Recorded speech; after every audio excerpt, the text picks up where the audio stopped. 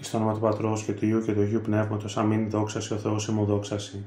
Βασιλεύ ουράνιε παράκλητε το πνεύμα της αληθείας, ο πανταχού παρών και τα πάντα πληρών, ο θησαυρός των αγαθών και ζωής χορηγός, ελθέ και σκήνωσον εν ημίν και καθάρισον ημάς από πάσης κυλίδος, και σώσον αγαθέτας ψυχάς ημών. Αμήν. Καλησπέρα σας. Φτάσαμε λοιπόν σιγά σιγά στην τέταρτη ομιλία της σειράς μας, γνωριμία με τους πατέρες της Φιλοκαλίας.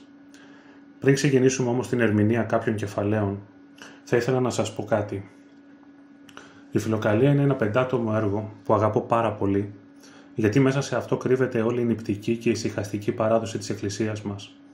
Για να το πούμε πιο απλά, είναι η παράδοση αυτή που κάνει την Ορθοδοξία να ξεχωρίζει από κάθε άλλη θρησκεία. Βέβαια τώρα θα μου πείτε ότι η Ορθοδοξία δεν είναι θρησκεία και συμφωνώ, αλλά χρησιμοποιούμε τώρα τη λέξη αυτή προκειμένου να συνεννοηθούμε. Ως προς τη σημασία τώρα των έργων που υπάρχουν μέσα σε αυτούς τους 5 τόμους των Ιερών Νηπτικών, των έργων δηλαδή που υπάρχουν στη Φιλοκαλία, θα επαναλάβουμε μαζί με τον Άγιο Νικόδημο τον Αγιορείτη ότι η Φιλοκαλία είναι ταμείο της νήψεως, φυλακτήριο του νου, μυστικό σχολείο της νοεράς προσευχής, εξαίρετη υποτύπωση της πρακτικής αγωγής, απλανής οδηγός της πνευματικής θεωρίας, ο πατερικός παράδεισος, η χρυσή αλυσίδα των αρετών, η συνεχής ενασχόληση με το όνομα του Ιησού, η σάλπιγγα που υπαναφέρει τη χάρη και το μυριοπόθητο όργανο της θεώσεως. Ακούγοντας λοιπόν αυτά τα λόγια, τι άλλο θα μπορούσαμε να πούμε προκειμένου να συνειδητοποιήσουμε την αξία αυτού του μεγάλου έργου, που δυστυχώς, ιδίως στη χώρα μας, είναι σχεδόν άγνωστο. Και επίσης, το ακόμα δυστυχέστερο είναι ότι, ιδίως για τους νεότερους, ακόμα και αυτούς δηλαδή που θα ήθελαν να καταπιαστούν με τη Φιλοκαλία, είναι ένα ιδιαίτερα δύσκολο βιβλίο. Η ορολογία που χρησιμοποιεί και ο συμπυκνωμένος λόγος σε μια εποχή fast food που τα θέλουμε όλα έτοιμα, κάνει τους περισσότερους να μην ξεκινάνε το δύσκολο αγώνα της μελέτης αυτών των θησαυρών. Γιατί πώς αλλιώς θα μπορούσαμε να χαρακτηρίσουμε ένα βιβλίο που μέσα στις σελίδες του κρύβεται ο τρόπος με τον οποίο θεραπεύεται η προαίρεση του ανθρώπου και τον οδηγεί από την κάθαρση στο φωτισμό και από εκεί στη θέωση. Σκέφτηκα λοιπόν ότι θα ήταν καλό να ξεκινήσουμε μια προσπάθεια να κάνουμε κάποια σχόλια, όχι αναθέμα όπως κάναμε στις 3 πρώτες, αλλά ανασυγγραφέα, έτσι ώστε όποιος θέλει να μελετήσει τη Φιλοκαλία και δεν καταλαβαίνει κάτι, να ξέρει πού να ανατρέξει και ίσως να πάρει κάποια ιδέα που θα τον βοηθήσει στην κατανόησή της. Βέβαια, σας εξομολογούμε ότι το έργο αυτό για μένα προσωπικά είναι ένα πάρα πολύ δύσκολο έργο. Και αυτό γιατί δεν έχω ούτε τις θεολογικές γνώσεις, ούτε την πνευματικότητα για κάτι τέτοιο. Το μόνο που έχω είναι η αγάπη για αυτά τα κείμενα και ο πόθος να τα γνωρίσουν όσο γίνεται περισσότεροι. Επομένως, η ελπίδα μου έγκυται σε 2 σημεία. Το ένα είναι ότι ο Θεός θα φωτίσει και θα ελεήσει έτσι ώστε να βγει κάτι χρήσιμο και ωφέλιμο μέσα από αυτές τις ομιλίες. Και το δεύτερο είναι ότι επιτέλους θα βρεθούν οι άνθρωποι εκείνοι που έχουν τις γνώσεις και την πνευματικότητα και θα προσφέρουν επιτέλους ένα μνημειώδες έργο, είτε σε μορφή ομιλιών, είτε σε μορφή βιβλίων, με ερμηνευτικά σχόλια πάνω σε όλη τη Φιλοκαλία των Ιερών Νηπτικών και της κλίμακας βέβαια, γιατί και αυτή φιλοκαλικό κείμενο είναι και ας μην είναι μέσα σε αυτό το πεντάτομο του Αγίου Νικοδήμου του Αγιορείτη. Και αυτό γιατί δεν γίνεται να μιλάμε για επιστροφή στους πατέρες, χωρίς να υπάρχουν καλές και σύγχρονες μεταφράσεις των έργων τους. Αλλά το κυριότερο για μένα, δεν γίνεται, ακόμα και αυτά που κυκλοφορούν, να μην συνοδεύονται από ερμηνευτικά σχόλια, που θα κάνει το έργο τους προσβάσιμο και κατανοητό από τους νέους ανθρώπους της εποχής μας. Και έτσι γι' αυτό το λόγο αποφάσισα, με τις πολύ λίγες μου γνώσεις, να προσπαθήσω να κάνω να δώσω κάποια σχόλια πάνω σε αυτά τα κεφάλαια, ελπίζοντας ότι κάποια στιγμή θα βρεθούν αυτοί οι άνθρωποι που θα κάνουν αυτό το έργο. Λοιπόν, ας μην χάνουμε χρόνο και ας ξεκινήσουμε με μια μεγάλη φιλοκαλική μορφή, τον Άγιο Μάρκο τον Ασκητή.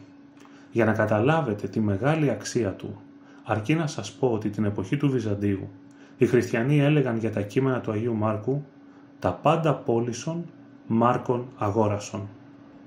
Βέβαια ήταν μια εποχή που οι άνθρωποι είχαν πέσει πάνω σε αυτά τα κείμενα, τα ξέρανε πάρα πολύ καλά, τα μελετούσανε, τα αγαπούσανε.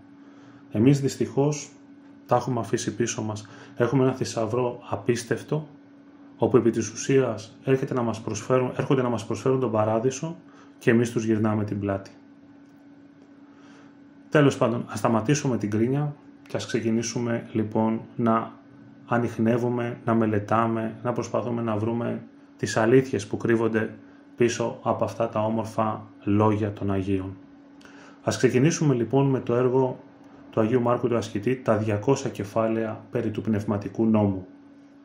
Ας δούμε λοιπόν τι μας λέει στο πρώτο κεφάλαιο. Επειδή πολλές φορές θελήσατε να μάθετε πως ο νόμος είναι πνευματικός, κατά τον Απόστολο Παύλο, και τι πρέπει να γνωρίζουν και να κάνουν εκείνοι που θέλουν να τον φυλάξουν, πάνω σε αυτό το ζήτημα θα σας πω κατά τη δύναμή μου.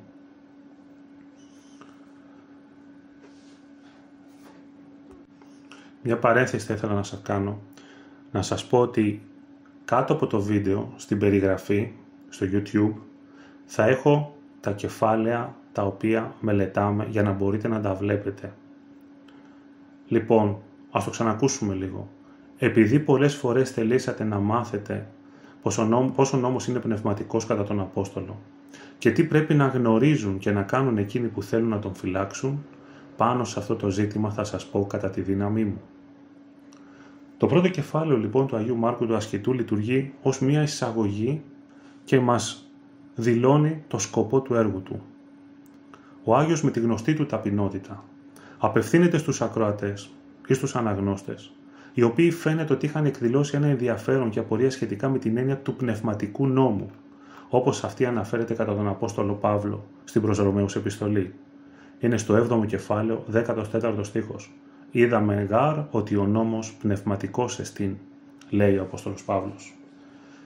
Λέει λοιπόν ότι ο νόμος είναι πνευματικός, εκφράζοντας μια βαθύτερη θεολογική αλήθεια και μας συνδέει τον νόμο τελικά με τη χάρη του Αγίου Πνεύματος και την εσωτερική κατάσταση του ανθρώπου. Ο Άγιος Μάρκος επισημαίνει ότι η κατανόηση του πνευματικού νόμου δεν είναι κάτι το εύκολο ή προφανές. Γι' αυτό απαιτεί και λόγο και διευκρίνηση. Αναγνωρίζοντας όμως τη δική του αδυναμία, τονίζει ότι θα μιλήσει κατά τη δύναμή του. Δηλαδή, όχι ως αυθεντία, όχι ένας διδάσκαλος ο οποίος ξέρει τα πάντα και είναι αλάνθαστος, αλλά ως ένας ταπεινός εργάτης του Ευαγγελίου, ο οποίος δεν κάνει τίποτα άλλο πέρα από το να μεταφέρει όσα ο ίδιος έχει διδαχθεί ή βιώσει. Και αυτή είναι η μεγάλη διαφορά των Αγίων από όλους τους άλλους, ότι οι Άγιοι μάθαιναν, έπραταν και μετά μιλούσαν. Τα λόγια τους είναι αποτέλεσμα εμπειρίας, εν αντιθέσει με τα δικά μας που είναι απλά λόγια τα οποία τα μεταφέρουμε μάλιστα έτσι όπως εμείς νομίζουμε και έτσι όπως εμείς τα πιστεύουμε. Η αναφορά λοιπόν αυτή δηλώνει και τον τρόπο με τον οποίο προσεγγίζει κανείς τέτοια ζητήματα στην Ορθόδοξη παράδοση. Όχι με μια ακαδημαϊκή αυθαιρεσία, ούτε με μια φιλοσοφική θεωρητικολογία. Δηλαδή, δεν θα μιλήσω σαν ένας καθηγητής πανεπιστημίου, ο οποίος νομίζω ότι ξέρω τα πάντα και δεν δέχομαι καμία αντίρρηση, ούτε ως ένας φιλόσοφος, ο οποίος απλά στοχάζεται και θεωρητικολογεί. Αλλά τα προσεγγίζουμε αυτά τα ζητήματα με σεβασμό, με προσευχή και με προσωπική εμπειρία. Ταυτόχρονα λοιπόν ο Άγιος οριοθετεί και τους αποδέκτες του λόγου του. Και αυτό είναι ένα λάθος που το κάνουμε και να το προσέξουμε και εμείς αυτό. Ο Άγιος δεν απευθύνεται σε οποιονδήποτε, αλλά σε εκείνους που πραγματικά θέλουν να φυλάξουν τον πνευματικό νόμο. Δηλαδή σε όσους επιθυμούν να ζήσουν σύμφωνα με τη Θεία Βούληση. Όχι επιφανειακά ή εξωτερικά, αλλά με μια εσωτερική συνέπεια και αφοσίωση. Εμείς μιλάμε στον οποιοδήποτε, προσπαθούμε να το παίξουμε δάσκαλοι στον οποιοδήποτε, σε ανθρώπους που δεν τους ενδιαφέρουν καν αυτά τα θέματα και εμείς πηγαίνουμε από πάνω και τους κουνάμε το δάχτυλο. Δεν γίνεται να μιλάμε στον οποιοδήποτε και δεν γίνεται πολύ περισσότερο να μιλάμε σε ανθρώπους που δεν ενδιαφέρονται για αυτά τα θέματα. Επομένως, ο Άγιος απευθύνεται αποκλειστικά και μόνο, προσέξτε, ούτε καν σε όλους τους χριστιανούς. Απευθύνεται σε αυτούς που θέλουν να ζήσουν πραγματικά κατά Θεό, να ζήσουν μια πραγματική πνευματική ζωή. Η φράση την οποία χρησιμοποιεί ο Άγιος Μάρκος ο ασκητής και λέει ότι απευθύνεται σε αυτούς και σε αυτούς που θέλουν να μάθουν τι πρέπει να κάνουν και τι πρέπει να γνωρίζουν. Λοιπόν, τι πρέπει να γνωρίζουν και τι να κάνουν. Φανερώνει ότι η πνευματική ζωή δεν εξαντλείται στη θεωρία ή στη γνώση, αλλά απαιτεί πράξη, άσκηση, καθημερινή εφαρμογή του νόμου του Θεού στη ζωή μας. Σε αυτό το σημείο λοιπόν ο Άγιος προαναγγέλει ότι θα επιχειρήσει να δώσει απαντήσεις σε αυτά τα ερωτήματα, αλλά πάντα μέσα στα όρια της δικής του πνευματικής εμπειρίας και γνώσης. Επομένως έχουμε ότι το κεφάλαιο αυτό είναι ένας πρόλογος που προετοιμάζει τον αναγνώστη για τη συνέχεια, τονίζοντας τη σοβαρότητα του θέματος και τη σημασία του να αναζητάς την αλήθεια ταπεινά, με ταπείνωση. Τι θα μπορούσαμε να πούμε τώρα για έναν πιστό που ζει μέσα στον κόσμο και θέλει να ζήσει γνήσια πνευματική και ασκητική ζωή? Τι μας λέει αυτό το κεφάλαιο? Αυτό λοιπόν θα πρέπει να μας υπενθυμίζει ότι η πνευματική πρόοδος δεν εξαρτάται από επιπόλαιες θεωρίες ή πρόχειρες γνώσεις, αλλά από την ταπεινή διάθεση να ακούσει, να μάθει και να εφαρμόσει το Λόγο του Θεού. Η ζωή μέσα στον κόσμο, κακά τα ψέματα, είναι γεμάτη περισπασμούς και δυσκολίες. Αλλά παρόλα αυτά, δεν αποτελούν όλα αυτά, δεν μπορούν στην πραγματικότητα, για όποιον θέλει πραγματικά, δεν μπορούν να αποτελέσουν εμπόδιο στη βίωση του πνευματικού νόμου. Αλλά το μόνο που χρειάζεται είναι μια συνειδητή προσπάθεια και αναζήτηση πραγματική της αλήθειας. Το πρώτο λοιπόν βήμα είναι η δίψα για τη γνώση του θελήματος του Θεού. Κατά πόσο διψάμε τελικά να μάθουμε, να γνωρίσουμε το θέλημα του Θεού. Και η ταπεινή αποδοχή ότι αυτή η γνώση δεν αποκτάται ούτε εύκολα ούτε αυτόματα, αλλά δίνεται από το Θεό σε όσους την επιζητούν με καθαρή καρδιά. Έτσι λοιπόν ο πιστός καλείται να ανοίξει την καρδιά του στη διδασκαλία των πατέρων και να προσεγγίσει την πνευματική ζωή όχι επιφανειακά, αλλά με σοβαρότητα, με υπομονή και υπακοή. Τελειώσαμε με το πρώτο κεφάλαιο και συνεχίζουμε με το δεύτερο. Για να δούμε λοιπόν τι μας λέει ο Άγιος Μάρκος. Πρώτα-πρώτα γνωρίζουμε ότι ο Θεός είναι αρχή κάθε καλού και μεσότητα και τέλος. Το καλό δεν είναι δυνατόν να πράτεται ή να πιστεύετε παρά μόνο με την ένωση με τον Ιησού Χριστό και με την έμπνευση του Αγίου Πνεύματος. Για να δούμε λοιπόν τι λέει εδώ τώρα ο Άγιος Μάρκος. Ας το ξεψαχνίσουμε λίγο. Στο δεύτερο λοιπόν αυτό κεφάλαιο, ο Άγιος Μάρκος θέτει μία από τις θεμελιώδεις αρχές της Ορθόδοξης θεολογίας και πνευματικής ζωής. Τι μας υπενθυμίζει? Μας υπενθυμίζει ότι κάθε καλό έργο, κάθε αρετή, κάθε πνευματική πρόοδος προέρχεται από το Θεό. Τι μας λέει? Πρώτα γνωρίζουμε ότι ο Θεός είναι αρχή κάθε καλού και μεσότητα και τέλος. Ο Θεός είναι η αρχή, δηλαδή η πηγή και η αιτία κάθε αγαθού. Είναι η μεσότης, δηλαδή είναι εκείνος που συνοδεύει και στηρίζει τη διαδικασία της αρετής και της πνευματικής ανόδου. Και είναι το τέλος, δηλαδή ο σκοπός και η ολοκλήρωση του πνευματικού αγώνα. Αυτή λοιπόν η τριπλή αναφορά στην αρχή, στη μεσότητα και στο τέλος, τι εκφράζει? Εκφράζει τη βαθιά αλήθεια ότι η ανθρώπινη ζωή δεν μπορεί να αποκοπεί από τον Θεό σε κανένα στάδιο της. Με λίγα λόγια δηλαδή, δεν είναι ότι με τον Θεό ασχολούμαστε κάποιες στιγμές της ζωής μας ή κάποιες στιγμές της μέρας μας, αλλά όλη μας η ζωή πρέπει να είναι πλημμυρισμένη μέσα στην παρουσία του Θεού. Το καλό, συνεχίζει ο Άγιος Μάρκος και λέει, το καλό δεν είναι δυνατόν να πράτετε ή να πιστεύετε παρά μόνο με την ένωση με τον Ιησού Χριστό και με την έμπνευση του Αγίου Πνεύματος.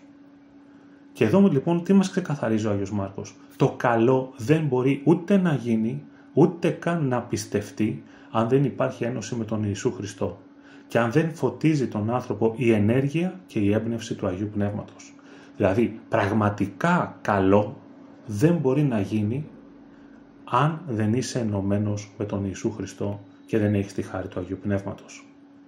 Η αναφορά στον Χριστό λοιπόν δεν είναι απλά τυπική, αλλά υποδηλώνει την σωτηριώδη ένωση που επιτυγχάνεται με τη ζωντανή σχέση με τον Χριστό, κυρίως πώς ενωνόμαστε με τον Χριστό, με τα μυστήρια της Εκκλησίας, με την προσευχή και με την τήρηση των εντολών, όλων των εντολών. Δεν είναι ότι κάποιες τις δέχομαι και κάποιες δεν τις δέχομαι. Έστω και μία, μας λέει ο Απόστολος Ιάκωβος, να μην δεχόμαστε, είμαστε υπόλογοι για όλο τον νόμο. Και τι άλλο μας λέει? Και με την έμπνευση του Αγίου Πνεύματος. Ο ρόλος του Αγίου Πνεύματος, το έχουμε πει πολλές φορές και στις διαζώσιες ομιλίες μας, ο ρόλος του Αγίου Πνεύματος είναι καθοριστικός. Διότι εκείνο είναι που εμπνέει, εκείνο είναι που φωτίζει, αυτό είναι που δίνει δύναμη στον άνθρωπο ώστε να μπορεί να ενεργεί τα καλά έργα, όχι με τις δικές του δυνάμεις, αλλά με τη χάρη του Θεού. Με αυτό το λόγο λοιπόν ο Άγιος Μάρκος αναιρεί κατευθείαν κάθε περηφάνεια και αυτάρκεια του ανθρώπου, ο οποίος συχνά πιστεύει ότι μπορεί μόνος του με τη λογική ή τη θέλησή του να πράξει το καλό ή να προοδεύσει πνευματικά. Ο Άγιος λοιπόν δείχνει ότι η αυθεντική πνευματική ζωή είναι αποτέλεσμα συνεργασίας της ανθρώπινης προαιρέσεως με τη χάρη του Θεού. Χωρίς το Θεό κάθε ανθρώπινη προσπάθεια είναι είτε μάταιη είτε καταλήγει σε πλάνη. Τι σημαίνει αυτό τώρα λοιπόν για ένα πιστό που ζει μέσα στον κόσμο? Ότι θα λέγαμε ότι αυτό το κεφάλαιο είναι ένα θεμέλιο σωστής πνευματικής πορείας. Έρχεται λοιπόν σε εμάς που είμαστε μέσα στον κόσμο να μας υπενθυμίσει ότι δεν πρέπει να εμπιστευόμαστε τον εαυτό μας, τις δικές μας δυνάμεις, τη λογική μας, αλλά να στηριζόμαστε στο Θεό, ζητώντας καθημερινά με προσευχή τη βοήθεια και το φωτισμό του Χριστού και του Αγίου Πνεύματος. Ειδικά μέσα στις δυσκολίες τις οποίες περνάμε, μέσα στους πειρασμούς, στις δοκιμασίες που δοκιμάζουμε από τον κόσμο, από το εργασιακό περιβάλλον μας, από το οικογενειακό περιβάλλον, από το συγγενικό περιβάλλον, από το φιλικό περιβάλλον. Ειδικότερα λοιπόν μέσα σε αυτές τις δυσκολίες και τους πειρασμούς, η ένωση με τον Χριστό είναι το μόνο ασφαλές καταφύγιο και η πηγή κάθε πνευματικής καρποφορίας.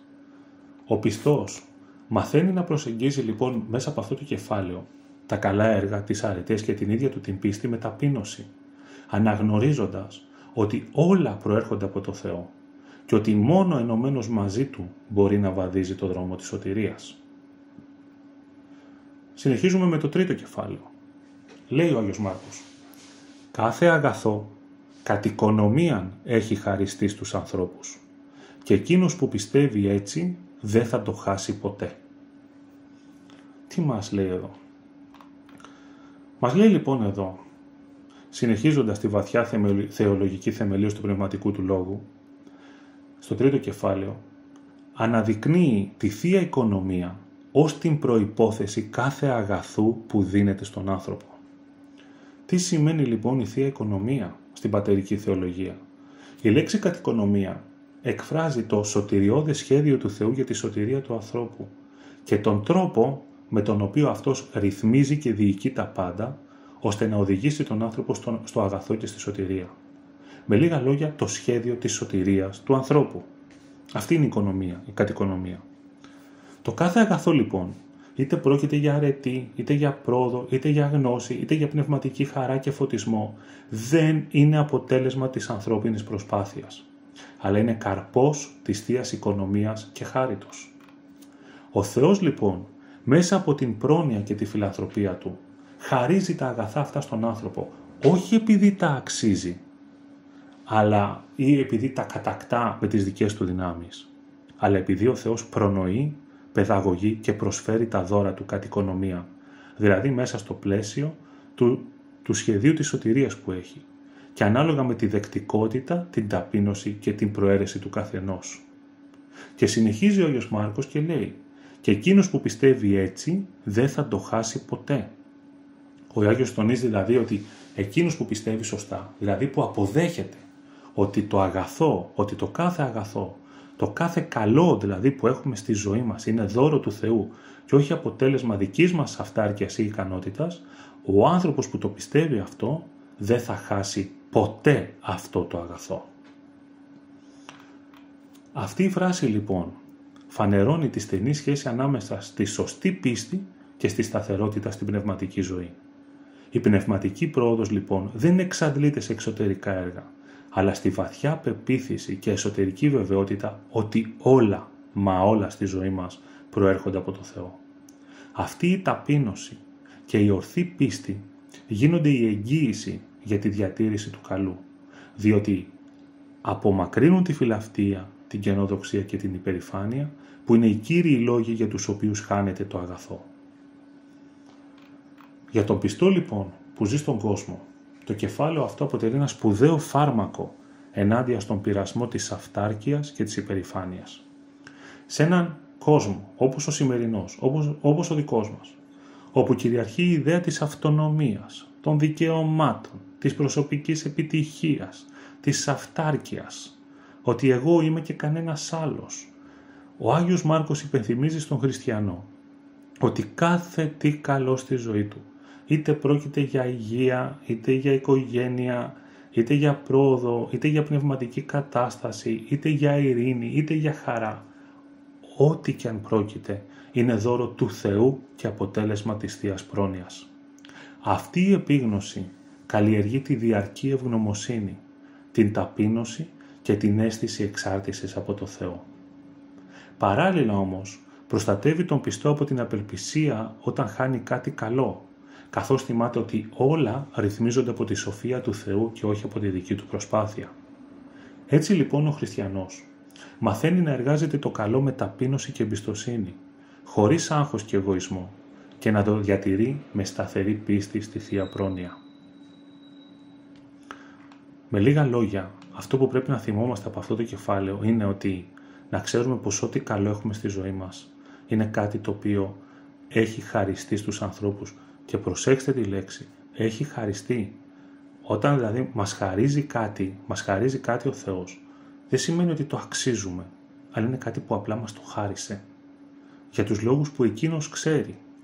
Επομένως, αν μάλλον δεν θέλουμε να το χάσουμε αυτό το καλό που έχουμε, ό,τι καλό έχουμε, να θυμόμαστε πάντα και να ευχαριστούμε το Θεό, ότι είναι δώρο του Θεού σε εμάς που δεν το αξίζουμε και παρόλα αυτά ο Θεός μας το προσφέρει. Όσο λοιπόν εμείς το βλέπουμε έτσι, τόσο και θα μπορούμε να το κρατήσουμε. Αν κάποια στιγμή θεωρούμε ότι όλα αυτά είναι δικά μας και επειδή τα αξίζουμε, τότε είναι πολύ εύκολο να τα χάσουμε. Και συνεχίζουμε με το 4ο κεφάλαιο, όπου μας λέει ο Άγιος Μάρκος: η βέβαιη πίστη είναι ένας πύργος. Ο Χριστός γίνεται τα πάντα στον πιστεύοντα. Τι φοβερή φράση, Χριστέ μου! Τι φοβερή φράση! Μόνο αυτό να έχουμε στο μυαλό μας τελείωσε. Δεν έχουμε να φοβηθούμε απολύτως τίποτα. Αλλά ας μην με πιάνει ο ενθουσιασμός. Ας δούμε λοιπόν τι μας λέει. Στο 4ο κεφάλαιο λοιπόν ο Άγιος Μάρκος χρησιμοποιεί μια ισχυρή βιβλική εικόνα για να περιγράψει τη δύναμη της αληθινής πίστης. Παρουσιάζεται λοιπόν εδώ η βέβαιη πίστη ως ένας πύργος, ως ένα οχυρό, ως ένα καταφύγιο που δεν μπορεί να το κατακτήσει κανένας και το οποίο μας προσφέρει ασφάλεια, σταθερότητα και προστασία στον κάθε άνθρωπο που πιστεύει. Η εικόνα του πύργου παραπέμπει άμεσα στη βιβλική αντίληψη περί της πνευματικής ασφάλειας που παρέχεται σε εκείνους που ζουν με πίστη και εμπιστοσύνη στο Θεό, αλλά και στην εμπειρία της Εκκλησίας, όπου η σταθερή πίστη γίνεται οχυρό ενάντια στους πειρασμούς, τους λογισμούς και τις επιθέσεις του εχθρού.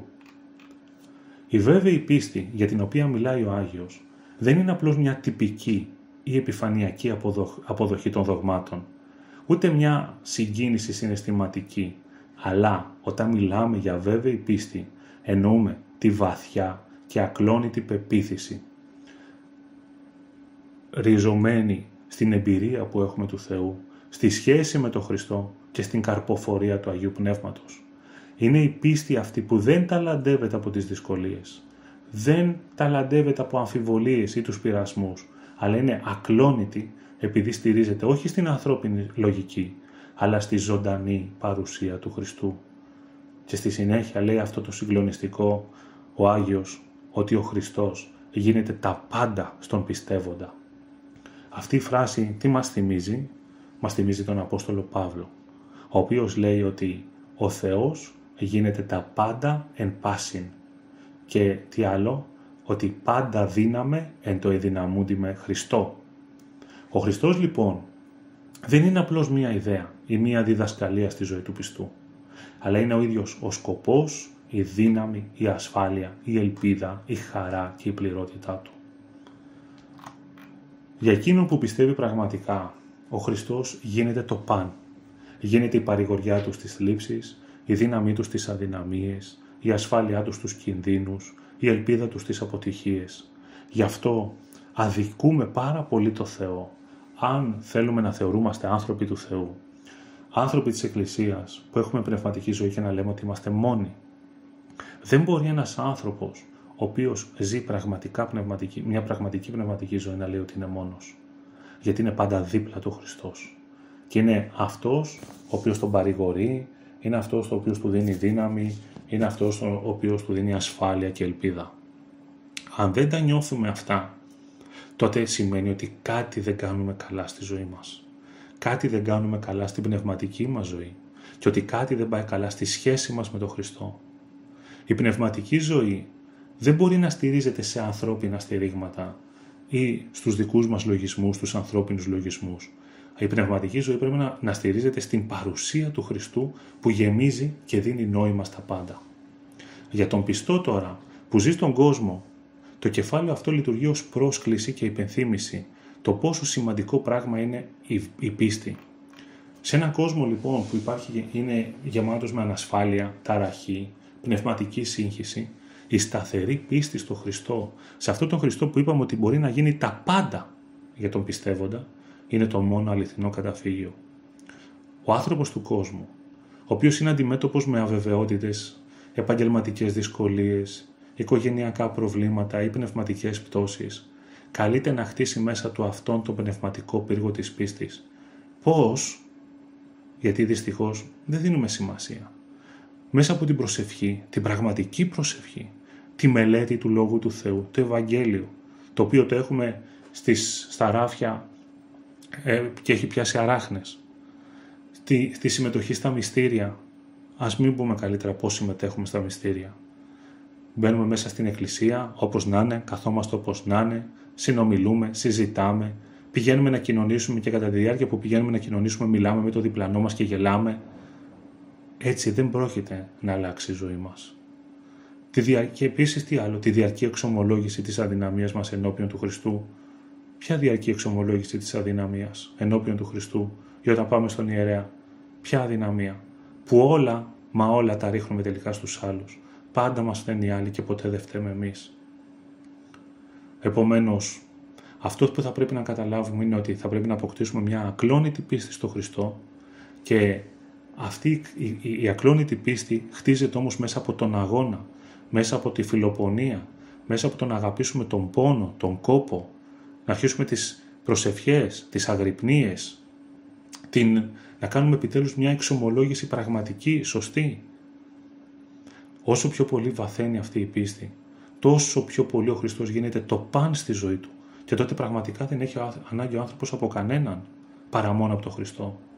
Όσο λοιπόν βαθαίνει αυτή η πίστη, τόσο πιο πολύ ο Χριστός γίνεται το παν στη ζωή του. Γίνεται η παρηγοριά, η ασφάλεια, η δύναμη και τελικά είναι η ίδια η σωτηρία. Αυτό το κεφάλαιο θα πρέπει να το έχουμε συνεχώς μέσα στο μυαλό μας, ότι η βέβαιη πίστη είναι ένας πύργος και να θυμόμαστε πάντα ότι ο Χριστός γίνεται τα πάντα στον πιστεύοντα. Να το ξαναπούμε, τι θέλει να μας πει εδώ? Αν υπάρχει κάτι που μου λείπει, κάτι το οποίο πραγματικά με στενοχωρεί που δεν το έχω, έρχεται ο Χριστός και γίνεται αυτό που σου λείπει. Έρχεται να καλύψει την όποια σου ανάγκη, προκειμένου να ξαναβρεις τη χαρά και την εσωτερική ειρήνη. Αυτό μόνο να θυμόμαστε νομίζω ότι είναι υπεραρκετό. Και γι' αυτό θα πρέπει να αλλάξουμε και να παρακαλούμε το Θεό και να πέσουμε στα αγώνατα και να ζητήσουμε τη βοήθειά Του, να Του ζητήσουμε να μας συγχωρέσει και να ζητήσουμε την ελευθερία μας από ό,τι τελικά μας σκλαβώνει και δεν μας αφήνει να δούμε τον Χριστό. Ας δούμε λοιπόν και το πέμπτο και τελευταίο κεφάλαιο, για να μην σας κουράζω καθότι καλοκαίρι. Σε κάθε προσπάθειά σου, βάλε αρχή τον Θεό, που είναι η αρχή κάθε αγαθού, για να γίνει κατά Θεόν εκείνο που αποφάσισες να κάνεις. Φοβερό, δεν είναι υπέροχο? Αυτά τα κείμενα εμείς δεν τα γνωρίζουμε. Αυτά τα κείμενα τα έχουμε βάλει στην άκρη, αν είναι δυνατόν. Μας λέει λοιπόν εδώ ο Άγιος Μάρκος, θα το ξαναπώ, σε κάθε προσπάθειά σου βάλε αρχή τον Θεό, που είναι η αρχή κάθε αγαθού, για να γίνει κατά Θεόν εκείνο που αποφάσισες να κάνεις. Εδώ λοιπόν ο Άγιος Μάρκος ο ασκητής συμπυκνώνει μια θεμελιώδη πνευματική αρχή που αφορά όχι μόνο τους μοναχούς, δεν αφορά την ασκητική ζωή, αλλά αφορά κάθε άνθρωπο που θέλει να ζήσει πνευματικά.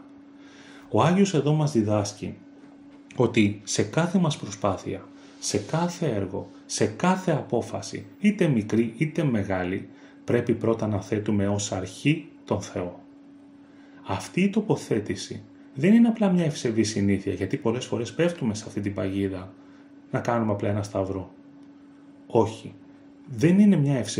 Δεν θα πρέπει να είναι μια ευσεβή συνήθεια ή μια τυπική προσευχή πριν από κάποια ενέργεια, αλλά να είναι μια βαθιά πνευματική στάση, η οποία αναγνωρίζει ότι ο Θεός είναι η πηγή, η αιτία και το θεμέλιο κάθε αγαθού στη ζωή μας. Η αναφορά στο Θεό, ότι είναι η αρχή κάθε αγαθού, παραπέμπει άμεσα στη βιβλική και πατερική αντίληψη ότι ο Θεός είναι η πηγή κάθε δημιουργίας, κάθε αγαθού έργου και κάθε πνευματικής προκοπής. Ο άνθρωπος λοιπόν, όταν αποφασίζει να ενεργήσει μόνος του, στηριζόμενος στη λογική του, στη δύναμή του, στη φιλοδοξία του, εκτίθεται σε πλάνες, αποτυχίες και ματαιώσεις. Αντίθετα όμως, όταν τοποθετεί τον Θεό στην αρχή κάθε του πράξης, δηλαδή όταν πριν ξεκινήσει κάτι ζητήσει το φωτισμό, τη βοήθεια και την ευλογία του Θεού, τότε η πράξη αυτή αποκτά σωστή κατεύθυνση και πραγματοποιείται σύμφωνα με το θέλημα του Θεού. Η φράση την οποία λέει ο Άγιος Μάρκος «για να γίνει κατά Θεόν εκείνο που αποφάσισες να κάνεις», αποκαλύπτει τη βαθύτερη διάκριση ανάμεσα στο ανθρώπινο και το θεϊκό θέλημα. Δεν αρκεί η ανθρώπινη απόφαση ή επιθυμία για να προχωρήσει κάτι σωστά. Χρειάζεται αυτό που αποφασίζει ο άνθρωπος να γίνει τελικά κατά Θεόν, δηλαδή σε συμφωνία με το θέλημα του Θεού, με τη χάρη Του, μέσα στο πλαίσιο της σωτηρίας και όχι της ανθρώπινης καινοδοξίας ή φιλαυτίας. Δηλαδή, αυτό που θα πρέπει να θυμόμαστε είναι ότι αυτό που αποφασίζω να κάνω θα πρέπει να γίνεται πάντα κατά Θεόν, δηλαδή να συμφωνεί και ο Θεός. Και όταν βλέπω ότι δεν γίνεται, να μην απογοητεύομαι, να μην στενοχωριέμαι, γιατί πάει να πει ότι δεν έγινε κατά Θεόν. Όταν πάω να ξεκινήσω κάτι και το κάνω έχοντας κάνει προσευχή και δεν γίνεται, δεν πρέπει να απελπιζόμαστε, αλλά να ξέρουμε ότι δεν ήταν σύμφωνο με το θέλημα του Θεού, δηλαδή δεν ήταν καλό για τη σωτηρία μας. Έτσι ακόμα και αν μια απόφαση φαίνεται σωστή ή καλή στα μάτια μας, μόνο όταν ξεκινάει και θεμελιώνεται στην προσευχή προς τον Θεό, αποκτά πνευματική ασφάλεια και καρποφορία. Πολλές φορές μπορεί να κάνουμε κάτι καλό, αλλά να μην είναι θεμελιωμένο στον Θεό. Να μην έχει θεμελιωθεί πρώτα με προσευχή προς τον Θεό. Τότε τα πράγματα είναι λίγο δύσκολα και μπορεί τελικά να μην έχει αυτό το καλό το οποίο ξεκινήσαμε τη συνέχεια την οποία έπρεπε να έχει. Για έναν πιστό λοιπόν που ζει στον κόσμο, το κεφάλαιο αυτό πρέπει να λειτουργεί ως μια καθημερινή πρακτική οδηγία. Μέσα στο άγχος, τις ευθύνες, τις επαγγελματικές ή οικογενειακές αποφάσεις, συχνά ενεργούμε βιαστικά και με υπερβολική σιγουριά στις δικές μας δυνάμεις και θεωρώντας ότι εμείς ξέρουμε ποιο είναι το σωστό. Ο λόγος του Αγίου λοιπόν έρχεται να μας υπενθυμίσει ότι κάθε φορά που πρόκειται να κάνουμε μια επιλογή, να ξεκινήσουμε μια εργασία, να λάβουμε μια απόφαση, ακόμα και φαινομενικά μικρή, είναι απαραίτητο να στρεφόμαστε πρώτα στο Θεό. Μέσα από μια σύντομη προσευχή, μια μικρή επίκληση του ονόματος του Χριστού, ακόμα και μέσα από μια εσωτερική σιωπή και να νιώσω την παρουσία του Θεού, θεμελιώνουμε την κάθε μας πράξη στην ασφάλεια και στη χάρη του Θεού. Έτσι λοιπόν μαθαίνουμε σταδιακά να πορευόμαστε, όχι με εγωισμό, αλλά ούτε με αυθορμητισμό, αλλά με ταπείνωση, με διάκριση και εμπιστοσύνη στη Θεία Πρόνοια. Και τότε ακόμα κι αν συναντήσουμε δυσκολίες ή αποτυχίες, θα ξέρουμε ότι ο Θεός είναι παρόν και θα μεταστρέψει τα πάντα προς το καλό. Έτσι λοιπόν φτάσαμε στο 5ο κεφάλαιο. Ξεκινήσαμε λοιπόν να βλέπουμε τα κεφάλαια περί του πνευματικού νόμου του Αγίου Μάρκου του Ασκητή. Ελπίζω ότι θα βγει κάτι καλό από αυτό. Ελπίζω ότι τουλάχιστον τα κεφάλαια που ακούσατε από τον Άγιο Μάρκο τον Ασκητή, χωρίς τη δικιά μου την ερμηνεία, ότι τουλάχιστον αυτά και μόνο θα σας γέμισαν την καρδιά και θα σας έδωσε το έναυσμα προκειμένου να αρχίσετε να τα μελετάτε και μόνοι σας. Εύχομαι λοιπόν ο Θεός να φωτίσει, να ελεήσει και εμένα και εσάς και όλους μας, να τα αγαπήσουμε, να αγαπήσουμε τη φιλοκαλία, να αγαπήσουμε τον Άγιο Μάρκο τον Ασκητή και όλους τους νηπτικούς πατέρες και τελικά σιγά σιγά να τα μελετήσουμε, να τα γνωρίσουμε, να τα οικειοποιηθούμε και σιγά σιγά να αρχίσουμε να τα πράττουμε κιόλας. Διευχών των Αγίων Πατέρων ημών, Κύριε Ιησού Χριστέ ο Θεός, ελέησον και σώσον ημάς. Αμήν. Καλό και ευλογημένο απόγευμα να έχετε.